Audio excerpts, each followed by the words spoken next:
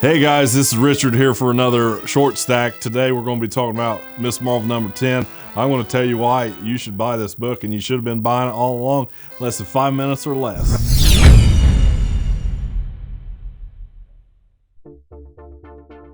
Alright guys, it's Miss Marvel number 10, written by Willow Wilson, co-drawn by Adrian Alphona and Takeshi Miyazawa. This issue opens up, we get a flashback to when Kamala first goes to school and she meets up with Bruno. Bruno's off in the corner by himself. His mom had an issue with drugs. Nobody hangs out with him. He's a stinky little kid. She says, I don't want to sit next to this stinky little kid. Her mom gets mad and says, go over there and be his friend. So we flash forward. Kamala's in the hospital. She's talking to the doctor, seeing what's happened. She's blaming herself for all this questioning everything that's going on with Ulysses and this whole Civil War nonsense.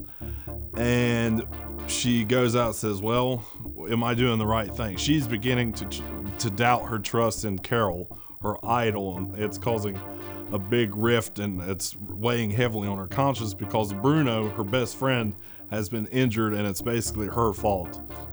So this issue goes through, and Kamala's trying to figure out what she's trying to do, and she goes and intervenes with her entourage or whatever while they're trying to examine the crime scene. And basically Kamala gets in a fight with them, and they start fighting, and they break out tech suits, and all this chaos starts happening. Guess who shows up? Carol. Carol says, what's happening? What's going on, Junior? Tell me what's going on before I get mad and go off on you. So Kamala explains, says, I don't think, am I doing the right thing? Part of me wants to say yes, part of me wants to say no. And who's going to judge me based on how I respond? Where am I going to go from here? So she goes away, she goes back to the hospital, she talks to Bruno, or she doesn't talk to Bruno. Bruno's still in a coma.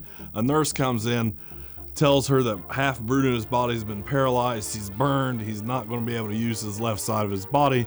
Bruno's an inventor, and when he's paralyzed, he won't be able to do the things he's been doing all his life, basically. He came from poverty, and now he's made it to be quite a successful young man. And so basically all these injuries that happened, all this stuff that has happened to Bruno is Kamala's fault, because she's following through with what Ulysses told her to do. So Kamala gets a plan. She goes to, I don't know, some neighborhood, calls out a bad guy and says, all right, we're going to plan a heist, or we're going to plan something bad. And it's trying to set up Ulysses to see if it'll trigger one of his visions and how he'll respond. So that's how, I won't tell you how it ends because I want you to go out and pick it up.